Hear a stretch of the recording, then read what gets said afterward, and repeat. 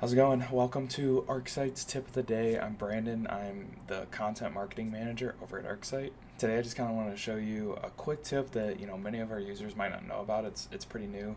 But with the release of the new M1 MacBook Pros and MacBook Airs, you can actually run ArcSite directly on your MacBook, which is really cool.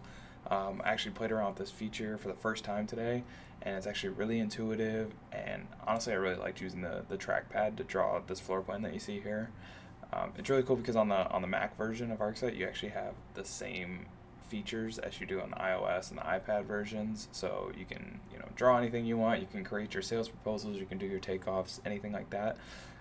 Yeah, this is my first experience using the new MacBooks to run a iPad application. So, let me know if you've tried out ArcSite or any other mobile apps, on the new MacBooks. I'd love to hear what you think in the comments below.